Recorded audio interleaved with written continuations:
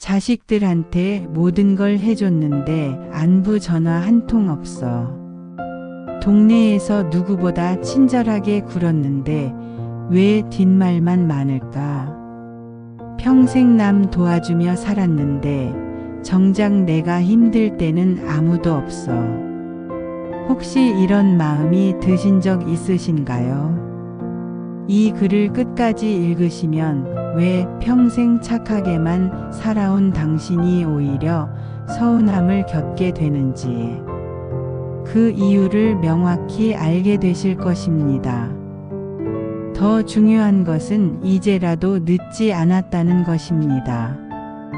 지금이라도 충분히 바꿀 수 있는 관계의 지혜를 함께 나누겠습니다. 1. 왜 자꾸 당연하게 여길까? 착함이 무시당하는 진짜 이유. 평생 가족을 위해, 이웃을 위해 희생하며 살아오셨죠. 그런데 왜 그 마음은 제대로 전해지지 않을까요? 문제는 지나치게 희생적인 방식 때문입니다.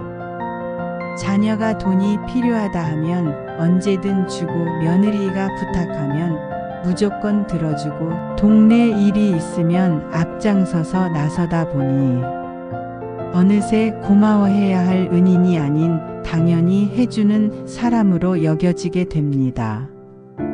우월감에 빠진 사람들의 심리. 착한 사람을 이용하는 사람들은 자기가 더 위에 있다고 착각합니다. 하버드 심리학자의 연구에 따르면 능력 없는 사람일수록 자신이 상황을 통제하고 있다고 착각한다고 합니다. 그들은 당신의 희생을 감사하게 여기지 않고 오히려 내가 받아 마땅한 것으로 생각하게 됩니다.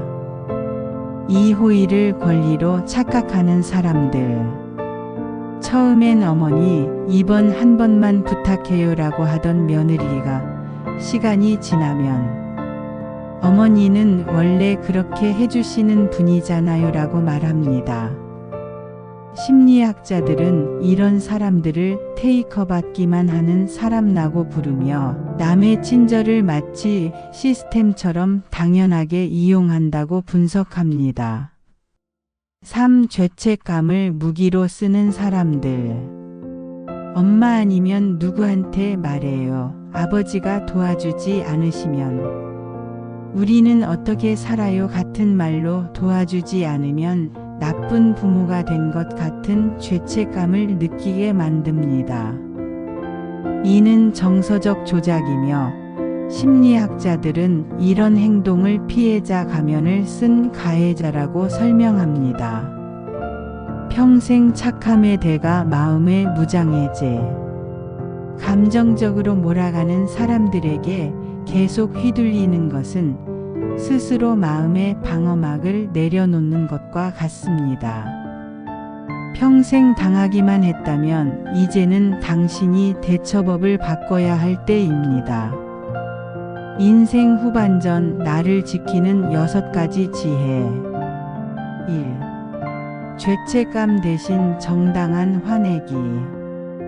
억울한 마음은 참는 감정이 아니라 표현해야 할 감정입니다. 철학자 쇼펜하우어가 말했듯이 모욕은 참을수록 깊어집니다. 자녀가 무리한 요구를 할 때, 이웃이 당연하게 부탁할 때 아니다라고 말할 권리가 당신에게 있습니다. 2. 한계를 명확히 말하기. 미안하지만 이번엔 어렵습니다. 나도 체력이 예전 같지 않아서. 힘들어요 라는 식으로 선을 긋는 것이 중요합니다. 심리학자 브레네 브라운은 가장 따뜻한 사람은 경계가 명확한 사람이라고 말했습니다. 한계를 정하는 것이 오히려 더 건강한 관계를 만듭니다. 3. 미안해요 대신 고마워요 사용하기. 사과는 마음을 작게 만들고 감사는 마음을 나누는 말입니다. 괜히 손자 봐달라고 해서 죄송해요, 손자 봐줄 수 있어서 기뻐요. 시간 맞춰주셔서 고마워요. 이렇게 바꾸시면 당신의 마음도 상대방의 마음도 더 편해집니다. 4. 왜 그럴까 대신 그럴 수도 있지 생각하기. 모든 사람의 행동을 이해하려고 애쓰지 마세요. 며느리가 왜 그런지, 자녀가 왜 그런지 계속 고민하는 것보다 감정적 거리를 두는 것이 마음 건강에 좋습니다. 심리학자 데이비드 번은 건강한 사람은 모든 사람을 이해하려 하지 않는다고 말했습니다. 모든 걸 해명하려 하지 않기. 내 생각은 충분히 말했어요라고 정리하고 계속 설명하려 하지 마세요. 당신을 이해하지 못하는 사람에게 계속 증명하려 애쓰기보다는 당신을 알아봐주는 사람들에게 마음을 쏟으세요. 6. 맞춰주기보다 존중받기.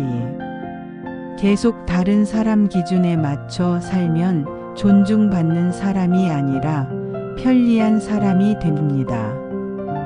나는 이 방식이 더 편해. 우리 집은 이렇게 해왔어 등. 당신만의 기준을 분명히 해야 진정한 존중을 받을 수 있습니다. 마음을 지키며 사는 지혜.